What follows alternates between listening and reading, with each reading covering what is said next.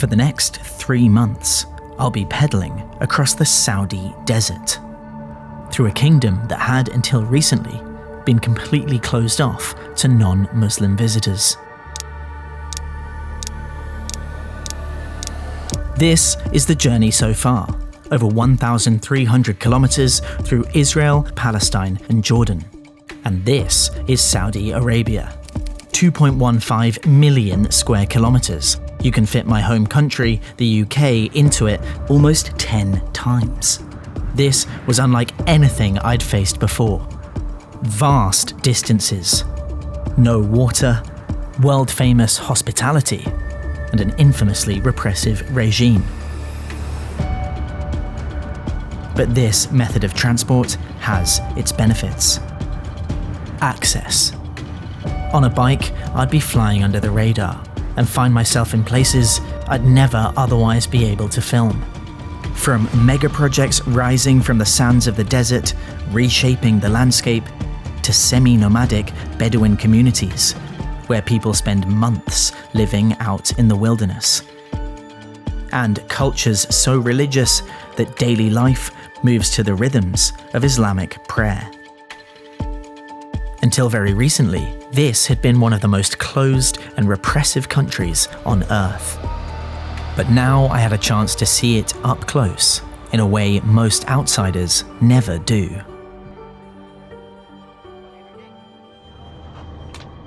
My first night on the road here, and I was sleeping on the floor of a mosque.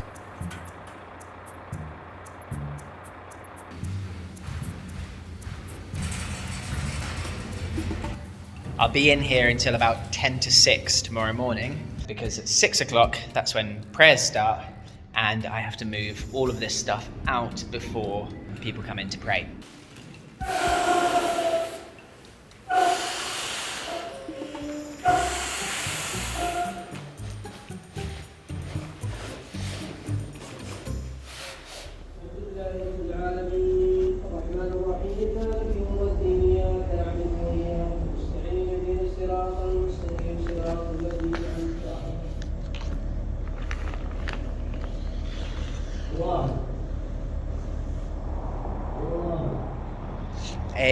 A guy who just came out of the restaurant behind me here.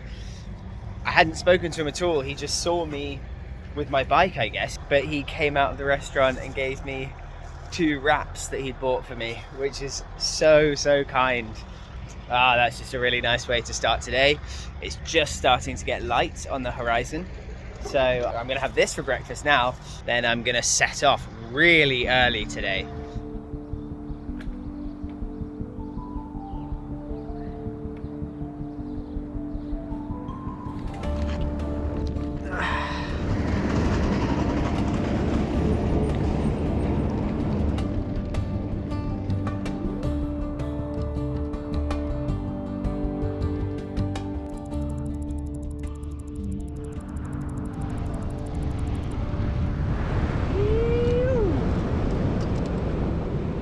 For my first few days here, it was actually quite hard to relax. To be honest, most of what I'd heard about Saudi Arabia from the outside was its many human rights abuses. Quote, Saudi Arabia wasn't always this repressive. Now it's unbearable. So I'd have to be careful about what I said on camera, at least until I left the country, which is when I plan to tackle some of the heavier elements of this story. Now, I'm not going to take everything you read online at face value, but you have to remember that this is a country that, around 10 years earlier, had beheaded people for sorcery and classed spreading atheism as domestic terrorism. There were very different social norms too, some of them legally enforced. Saudi's public decency laws are extremely strict on public photography, making my job a little complicated. So I wasn't sure how people would react to me with the camera. I'd even been a bit nervous sleeping in that mosque, worried about accidentally doing something considered disrespectful in a holy place. But I did also know that Saudi was, allegedly, changing fast. It is an historic moment. Saudi Arabia is opening its doors to tourists from around the world for the first time. So exactly how much these rules would still apply was unclear. Look, that black box, yeah, that's the sign to Mecca.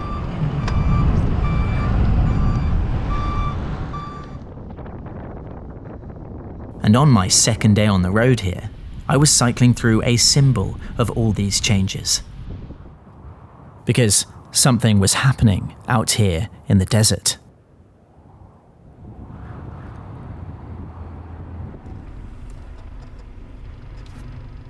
I was cycling through one of the largest construction sites on Earth. I am now entering NEOM territory. This is where Saudi Arabia is building its most famous gigaproject. This is NEOM, in the northwest of Saudi Arabia. Within it, a proposed 100-mile-long city in the shape of a line. No roads, cars, or emissions. And everything its 9 million residents could ever need within a 5-minute walk. Up ahead, a highway full of the construction vehicles. Far too sketchy for the bike, I hitched my way past it. We go to Tehran. Hello, Tehran. Hello. As we drove, the scale of the project sunk in. Wow, they are building so much. But this is just one part of a much bigger plan. That's the line up there. What do you do when your economy is dependent on oil, and your country is known abroad for its deep conservatism and authoritarianism? You rebrand as a centre for investment and innovation, the next big tourist destination in the Middle East. Modern and forward-thinking. This is Vision 2030, a plan to reorient Saudi's economy, modernise its society, and reshape its perception on the world stage. Brought to you by Crown Prince Mohammed bin Salman. He will come up a lot in this series. As a PR campaign, Vision 2030 and NEOM were initially quite successful, putting Saudi on the map in ways it hadn't been before. Beneath the surface, though, is a much darker reality. These three men are members of the Hejaz tribe, an indigenous Bedouin community from the land where NEOM is being built. In Bedouin communities, the relationship to your land is a huge part of your culture. Unsurprisingly, then, they resisted eviction from their homes. Labelled as terrorists, one of them was killed by Saudi security forces. The remaining two are currently being held on death row. The Saudi monarchy has a long-standing obsession with megaprojects like these, and they do not tolerate dissent. They don't just come with a litany of human rights abuses either. We're also talking hundreds of billions of dollars wasted on projects that end up delayed, unfinished, and in many cases, abandoned. The following day, I'd managed to get inside one of the NEOM construction sites. But that is for an upcoming video. For now, I was dropped off at the next town, Tuba. Thank you so much. It was great to meet you. Okay. And yeah, really helped. Bye. Bye.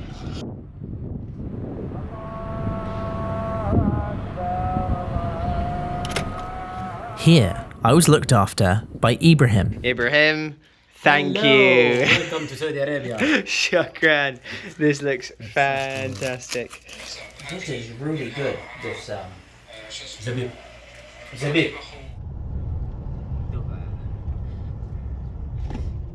As Ibrahim showed me around, a car with a unique marking on the back drove ahead of us.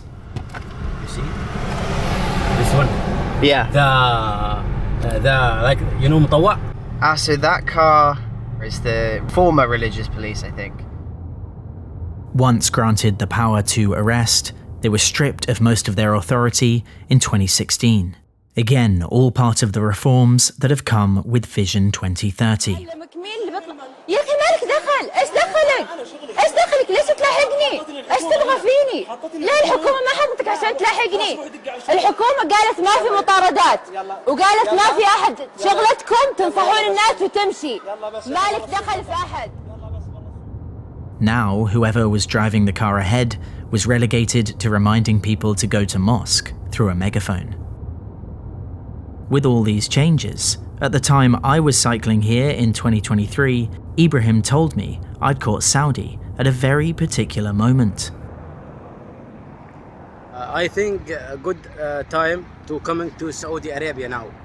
Not after five years, because maybe the tourists come, maybe it's the mixing with the pure life of Saudi Arabia. This is original Saudi Arabia. Yes, I think. And we think maybe it's going to, over the next 10-20 years, change a little bit as Saudi opens up. Yes, and welcome anyone to Saudi Arabia.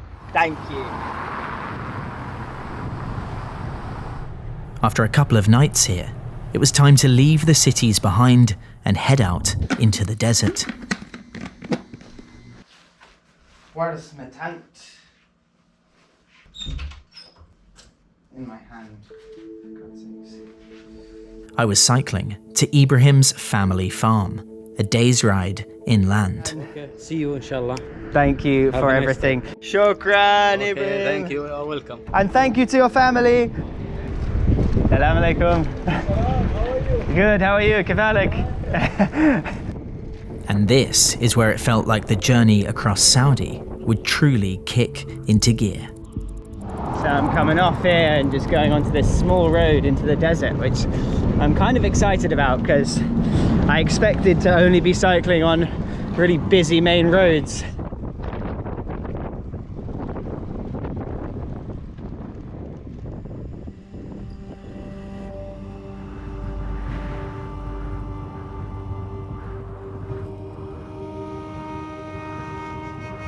Sometimes I just can't believe where I am. I mean, I'm on this tiny road by myself in the middle of Saudi Arabia on my bicycle.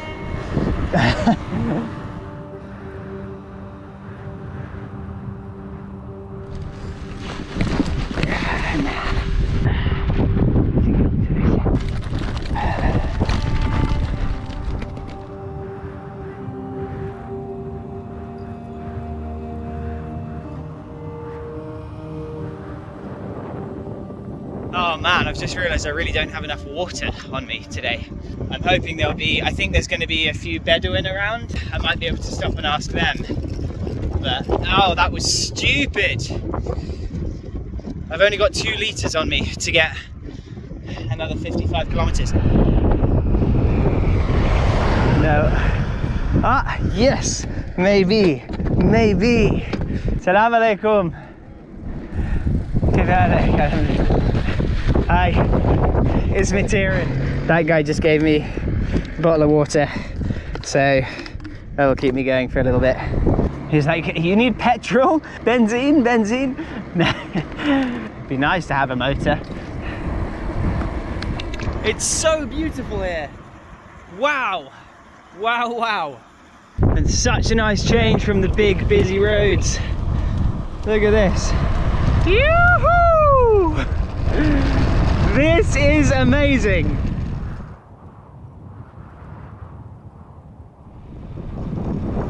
Man, there is a lot of sand being kicked up by the wind over there. Hope it's not coming this way.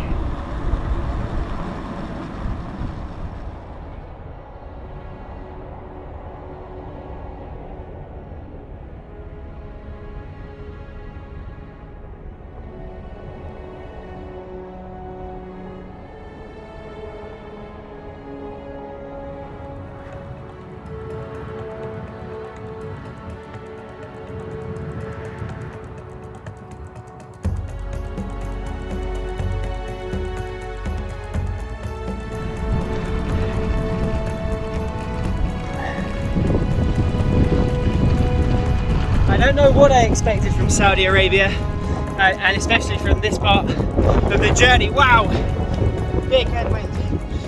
But it wasn't this. I thought just be empty flat with a lot of sand dunes.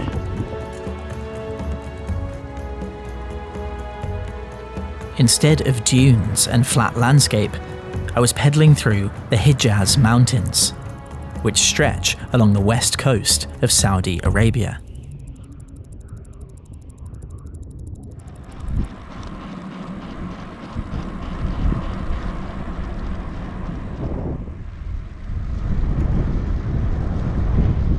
This is one of the most beautiful roads I have ever cycled on, for sure.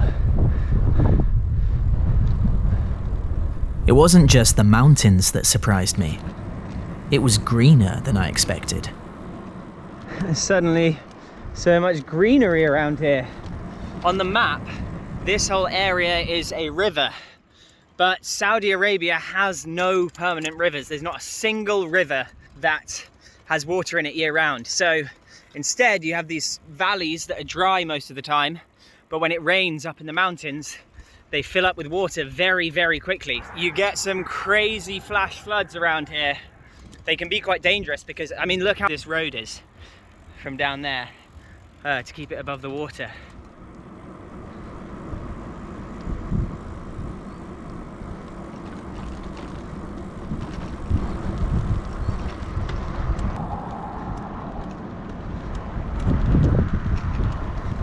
I'd made good progress, and soon I was approaching Ibrahim's family farm.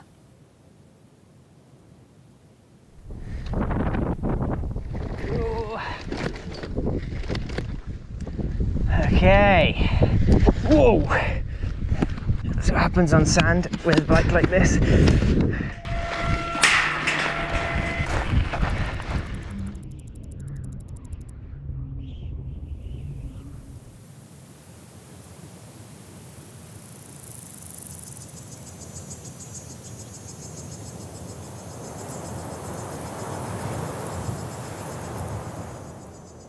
This is the room that I'm staying in for the next 2 nights.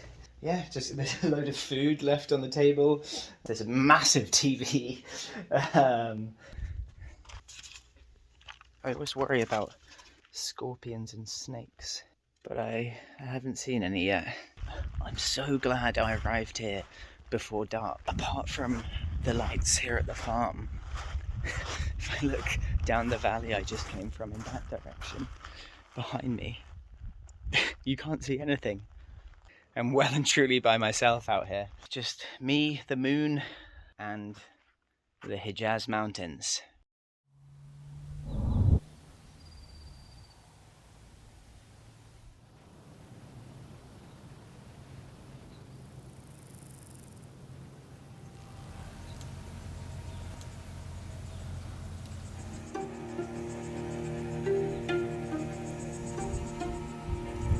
I can't believe how stunning it is here. For the next couple of days it looks like I'm also going to be on quiet roads like this one, which is fantastic. So I have left the bicycle here on the farm and I'm going to try and hitchhike about 40 kilometers to a place called Disah. Shukran! Thank you very much.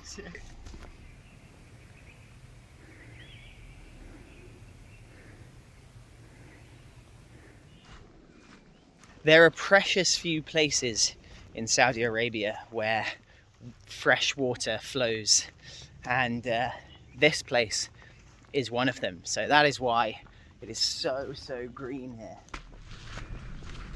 This is absolute magic. I can't believe how beautiful this is. With dormant seeds scattered throughout the arid landscape, wherever water flows, wildlife flourishes.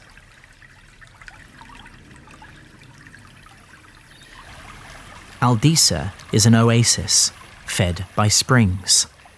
It has water year-round, a rarity in Saudi Arabia. But it's not a true river. The water stream flows through this valley, seeps out into the surrounding desert, and evaporates, rarely making it far beyond the valley walls. Those sandstone walls carved into columns and pedestals by the wind.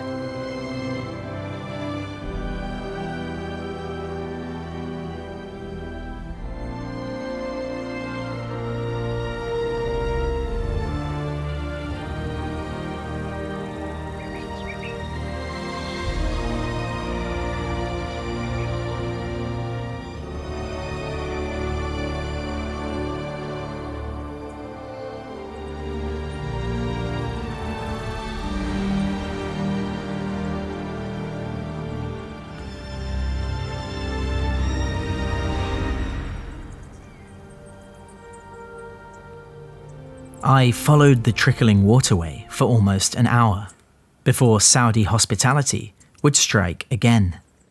Welcome to our country. Thank you so much. 2 months ago we were in Egypt. Oh, cool. You guys are friends or brothers or? This is my brother. Oh, cool. We are friends for a long time. Yeah. Like friends from another mother.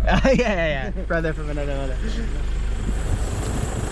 You haven't taken your lunch yet, yeah? No, not yet. Okay, you're going to join us. Oh, thank you so much, guys. Yes, we are. This is fantastic. We are going to doing kapsa.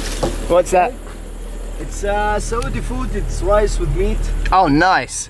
I'm sure you will like it. I'm 100% sure I like it.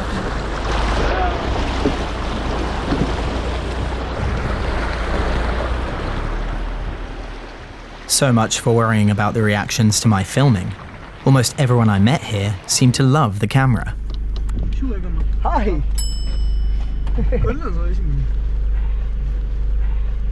Wow, this is ridiculous. Let's go. I'm nervous. No. Okay. I'm going to bring this a bit further forward, if that's okay. It's yeah. All right. Hello. Hi. You drive better than Ibrahim. Don't listen to them, Ibrahim. They're being mean. No, نورنا.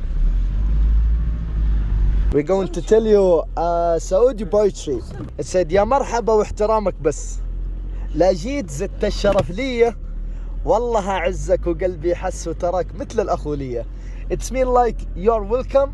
It's mean like you are same my brothers. Oh, okay? That's so nice. It turns out, nobody knows how to have a picnic quite like the Saudis.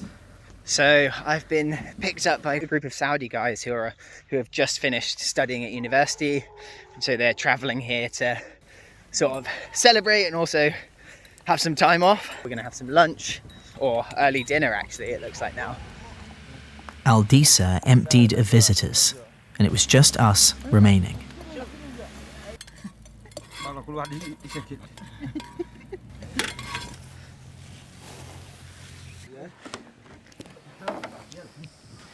But before we ate, time for evening prayers. Here, Hisham is carrying out the ritual washing before prayer. Wudu. The idea is to purify yourself before praying. The group faces Mecca, now not so far away. Turki leads the prayers. The others follow.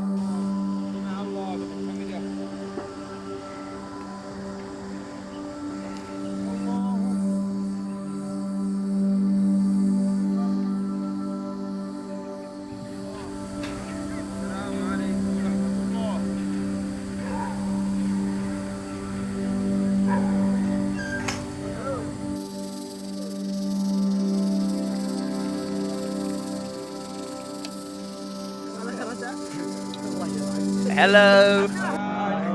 Thank you for having me, guys. This is really nice.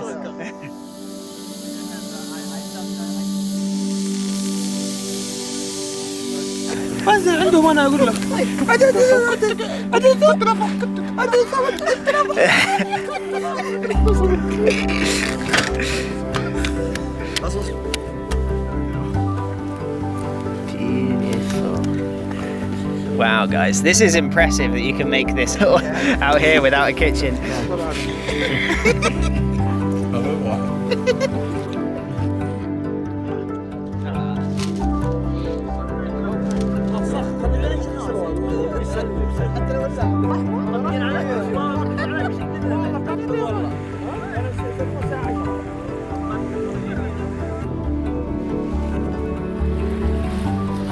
They even drove me all the way back to the farm. Bye guys. Bye. Nice to meet you as well, man. Bye. Thank you. Thanks so much. You too. Bye guys. Take care.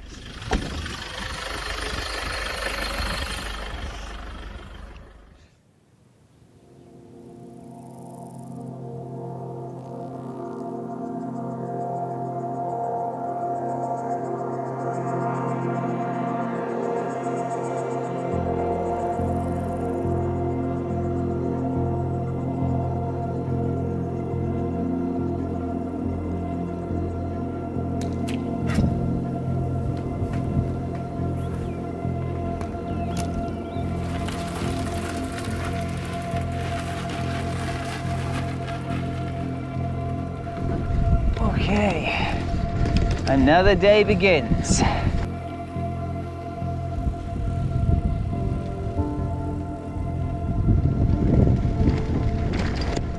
Reinvigorated by the hospitality, I was noticing that what I was experiencing versus what I'd read about before arriving weren't lining up. I couldn't tell if I was seeing real Saudi Arabia or not. In authoritarian countries, you never know if you're seeing things as they truly are. But for now, as I pedaled, I just took in the landscape.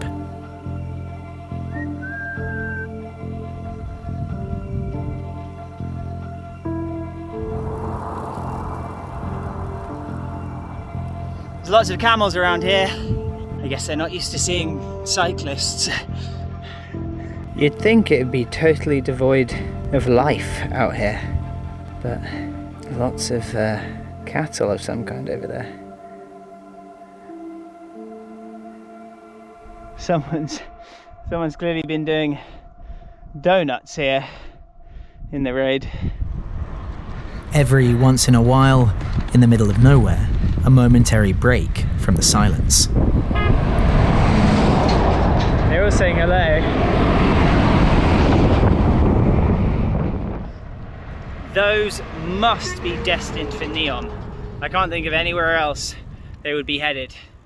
Because the Saudi government's bringing in so many foreign workers and workers from within Saudi, but so many workers to build the megaprojects in NEOM.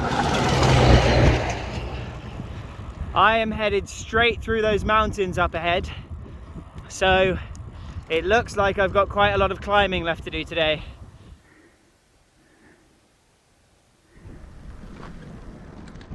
It is crazy how much empty space there is here in Saudi Arabia. This road just goes through mountains and desert. 70 kilometres between one community and the nearest other community. I really do feel very isolated out here. But that being said, everyone here is so friendly that I feel like if anything went wrong, it'd be quite easy to flag a driver down. So I do feel safe. It's just crazy. Look, I mean, look at this. There is nothing around. As I pedaled, Saudi hospitality continued to surprise me. Thank you. Shukran. Hello. Nice to meet you. Thank you so much. Welcome. Thank you for the water. Welcome. Thank you so much. Welcome, it's very brother. kind of you. Welcome, brother. Welcome. Shukran. Thank you so much for these. This is Ahlan bik. This is marhaba. This is the best for cycling. Lots of sugar, so thank you. Welcome. Dates. It is so tasty. This mind-blowing hospitality is part of the foundations of Saudi culture. I'm good. I have lots of water. It's okay. Shukran. I have too much. Saudi Arabia was formed by uniting different tribes, many with nomadic Bedouin roots. The emphasis on hospitality in Bedouin culture makes sense. The only society that could thrive in such harsh conditions like these is one that's willing to look out for a stranger in the desert. It's the optimal survival strategy if you and your clan do that for others, and others do the same for you. These values also permeated into the religion here. There is a strong emphasis on welcoming guests in Islamic teachings. The effect is compounding, creating one of the most hospitable cultures on Earth.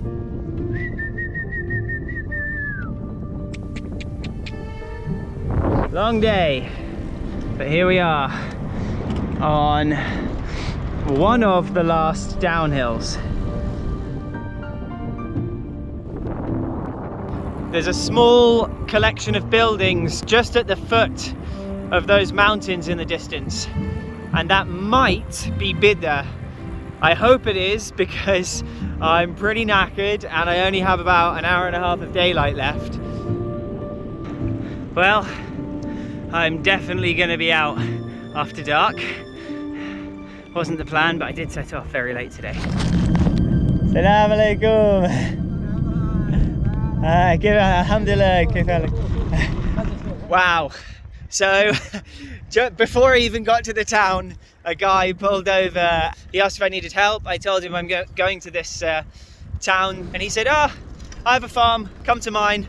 So he gave me his number, and I will WhatsApp him when I'm in the town.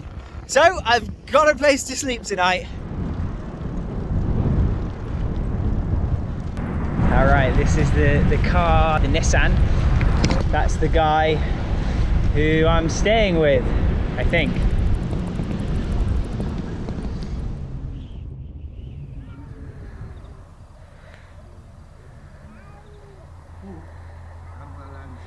خوجات غير نظبط دقيقة خلينا نظبطها عاد يا ولد هذا لا وصلت ها كيف Hello, salam alaikum. Hi, thank you, shukran for having me. Hello. Mohammed, shukran jazira. Thank you so much. Welcome. 1M? ونعم. 1M. 1M. Mr. Abdurrahman. Welcome. Go Norwich. Marish. Yes, we'll find him a wife. You're meeting here every Friday? Yes. Or every day? Every day. Oh, nice.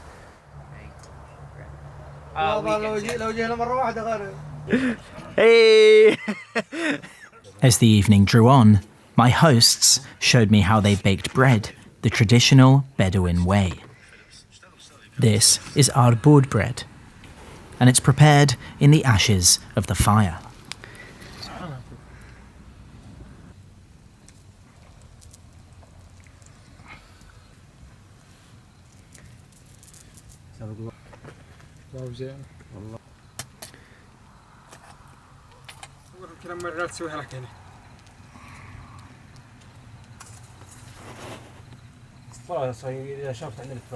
There's some disagreement over who makes it best. Look at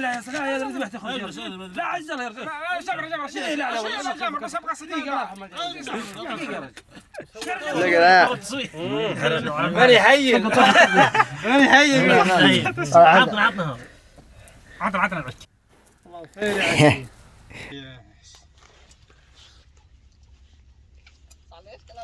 Nice. Good. Very good. Masala khair. Good night. Thank you. Shukran. That was awesome. There are quite a few cockroaches around, so I'm not usually that squeamish with bugs, but I think in this case, because I've seen one already crawling into one of my bags, I think I'm gonna put the tent up, at least the outer layer, the one with the like sort of mesh, so that they don't crawl all over me.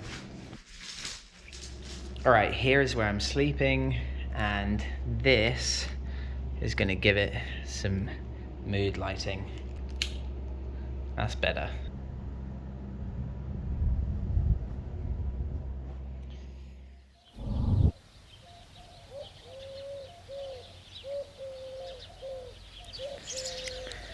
Mohammed had invited me to stay for an extra night here, so he could show me around.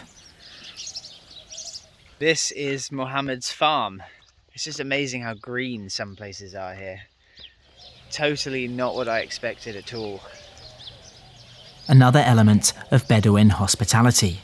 As a general rule of thumb, an unannounced guest is permitted to stay for 3 days, no questions asked.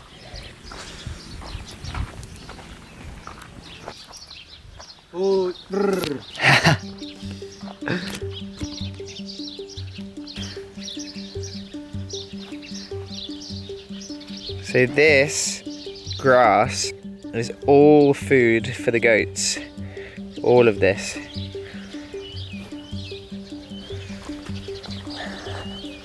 It's fresh tomatoes. Perfect. While there's very little water above ground in Saudi Arabia, in some places you can find it beneath the surface. This is where the water comes from. 20 meters, 25. With some parts of Saudi Arabia getting less than 100 millimeters of rainfall a year, access to groundwater like this, and the occasional oasis, shaped how people settled across the region. Mohammed said he had something else to show me too. It'd take just 20 minutes in the car. Alright. Our destination, a camel. A very specific, big white male. And the lengths we'd go to find it showed just how important camels are in Saudi culture. And so we drove. And drove. And drove. A lot longer than 20 minutes.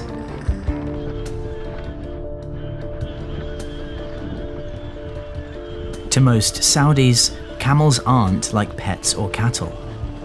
They of course were a source of meat and milk, but for millennia, they were also the only reliable method of transport across the desert, essential for survival and intertwined with the way of life out here. For many nomadic Bedouin, they were also companions. There's poetry, folklore, and oral traditions passed down through generations with camels at their heart.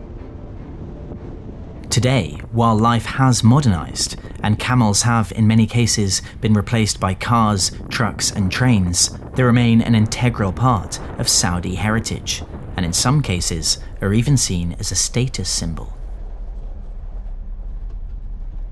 These are camels, but not the camel. But we were getting closer, and we eventually found the shepherds who'd been accompanying the herd. But still, no white male. We are quite literally in the middle of nowhere, about 25 kilometres from the nearest road. So some of the shepherds that we passed, herding sheep and camels, they stay out here for 1 or 2 months before coming back to civilization, really. So, you've been here 1 day, 2 days? 1 month. 1 month you've been out here. Wow. They're out here for this. The grasses and shrubs that the camels feed on. A quick pause for prayer before we continued. Okay, so we're going to find this legendary camel, because it could be anywhere.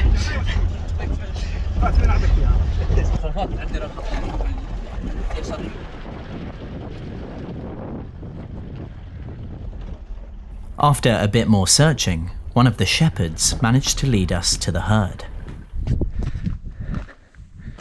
When out here in the desert, do as the camels do.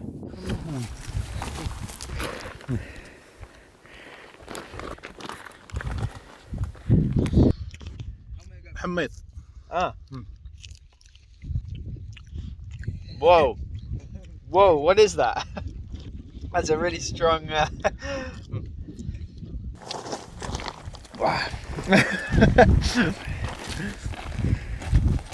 At long last, after over 2 hours, there he was.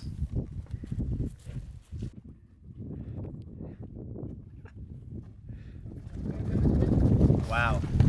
This is an extraordinarily large camel.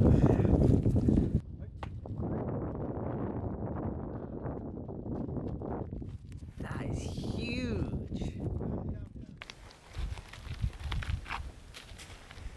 هذا gate. Ah, this one's good. ذكر.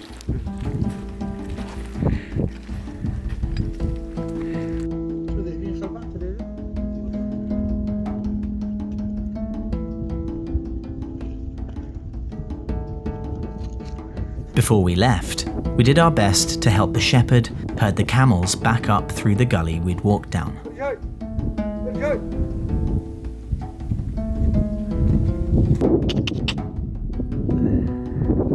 One was different from all the others, with a saddle and pack. This helps the shepherds get around and carry supplies.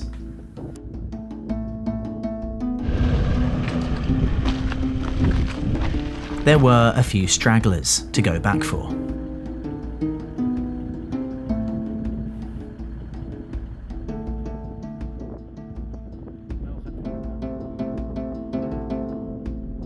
We finally headed back across the plains to that smoke-filled tent I'd spent my first evening here in.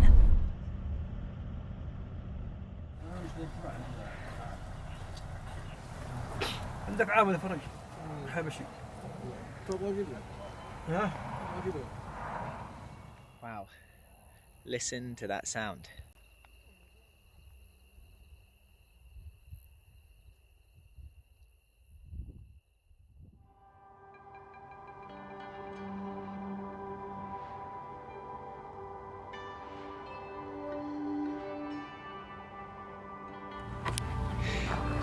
Sit down.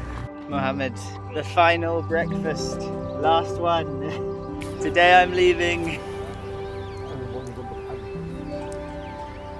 As a parting gift, Mohammed drove me up to the top of the first hill beside Disah, saving me a grueling climb. Shukran. Thank you so much. It was great to meet you.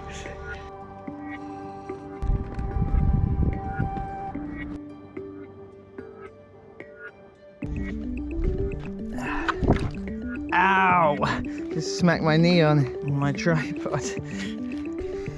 All right. Onwards.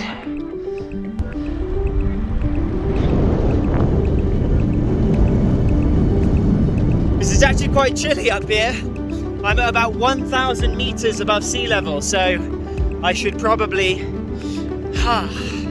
have kept on a jumper or something at least to start with. Those donkeys don't seem to like my bike.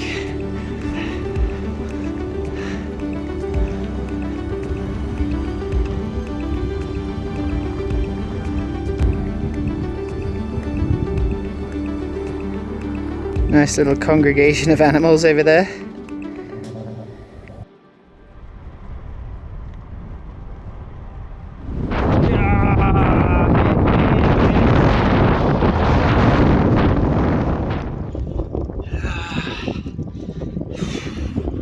This might be the top of that little hill, little quote unquote.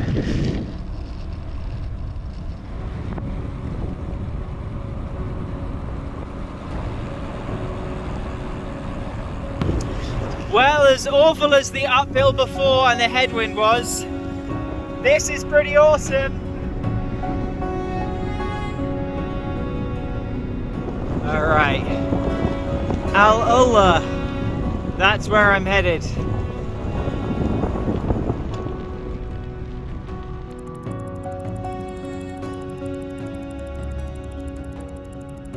Thank you so much, guys. Thank you. These guys have just stopped giving me a cup of tea and some food.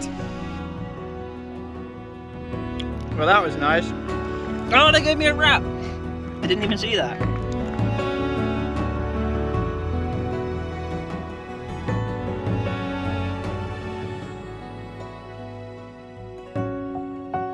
Oh wow, is that all? Look at that! How long's that been on my face?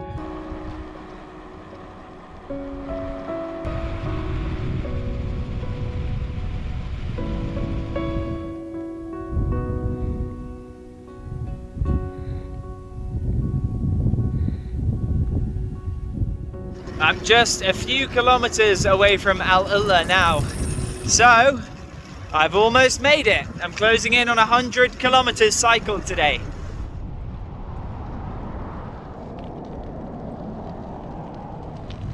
I spent a while pedaling around looking for a hostel or hotel to stay in, before I bumped into a group of 3 friends, off-duty police officers at the roadside. So I've met some guys here in AlUla.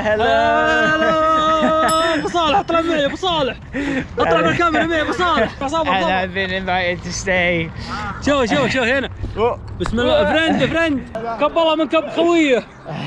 joined them on a walk around town, I think, by accident before we go to their place. اهلا تيرن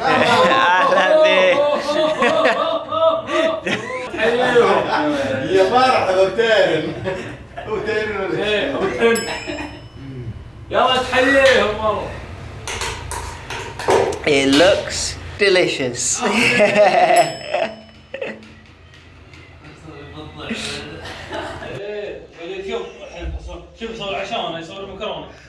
At their place, I'd have dinner and my own room for 3 nights. Hello, post-production me again, with a reminder that you can support this channel on Patreon at the link in the description if you want to, and get access to ad-free videos and other perks depending on which tier you sign up for. So a massive thank you to anyone who does sign up, but either way, whether you do or don't, thank you for watching, and with that, back to the video. AlUla was built over 2,000 years ago by an ancient Arab civilization. Not too long ago, if you'd asked many Saudis about turning a place like this into a tourist hotspot, it probably wouldn't have gone down well. Traditionally, depending on your interpretation, some Islamic teachings warn Muslims not to visit these ruins. There are also superstitions around these sites. Some believe they're home to jinn, supernatural beings, or genies, so they keep well clear. In fact, many historical sites in Saudi have been demolished. More on that in future videos. Like so many other projects here, the restoration of AlUla is part of that Vision 2030 initiative. Most of the country now seems on board with the plan to preserve these sites. Beside AlUla is Hejaz, the kingdom's very first UNESCO World Heritage Site. If these patterns look familiar, it's because it was built by the Nabateans, the same civilization behind Petra in Jordan. The Saudi government's ultimate objective with all this is to attract 150 million tourists by 2030. And it really seemed like that push for tourists was granting me certain privileges. As I continued to explore AlUla, almost 2 weeks into my journey through Saudi Arabia, I was realizing that at least some of those rules that I'd read about before arriving seemed to only be rules on paper, at least for a white, Western male visitor, which, more so than normal and somewhat depressingly, seemed to be giving me some plot armor. I resolved to use that and film whatever I could. The culture shocks weren't over either. My first visit to a Saudi restaurant. Look at that, this looks like good food. This restaurant doesn't have any tables or chairs, so most people here will just sit on the floor with all these pillows. So yeah, eating on the floor is very much a standard thing here.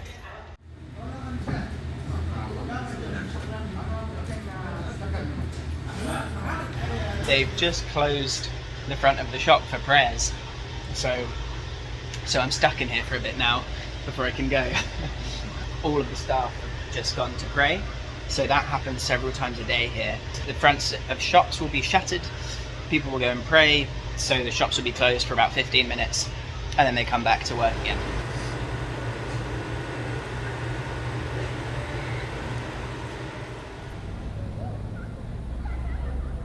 It was time for another classic Saudi picnic with my hosts, so we headed into the desert together.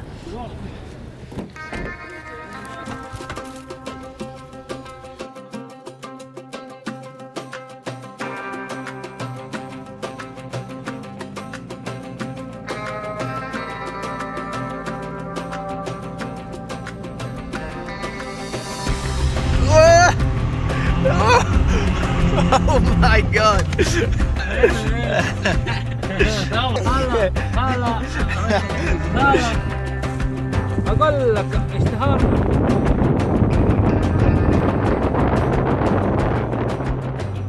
The wind proved a bit of a challenge.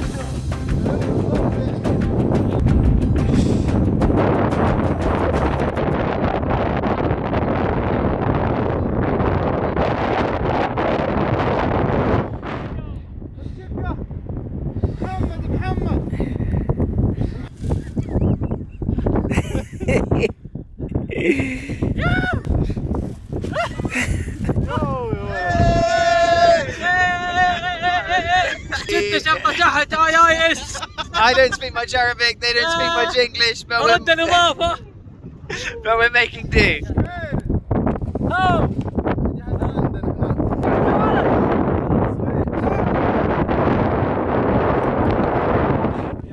Eventually, we took shelter down by the cars.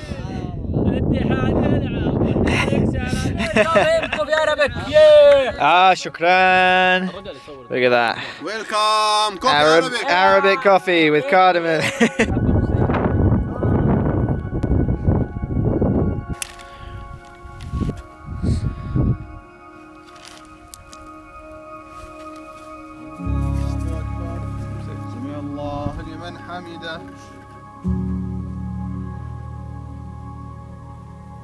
I knew I wasn't getting the full picture of what Saudi Arabia truly is just yet. That would take time. But this side of Saudi, and the hospitality I was experiencing, was hard to put into words. I had not anticipated how unbelievably welcome the people I met here would make me feel. And there is nothing quite like that feeling.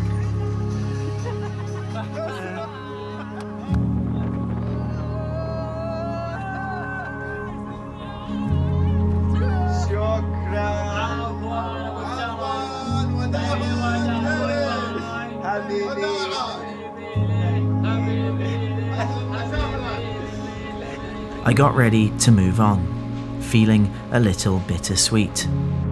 Excited about what was to come next, but sad to be leaving all these people behind. I packed up my bike and set off to pedal hundreds more kilometers alone towards the second holiest city in Islam, where non-Muslims were once forbidden from entering. Medina was next. A huge thank you to my patrons and YouTube members, and special shoutouts to Altjust, Tessa C, Gav, and Still Skiing at 60 for signing up for the Hot Meal tier, and Madison M for signing up to the Warm Bed tier. Thank you so much for helping to keep the stories coming.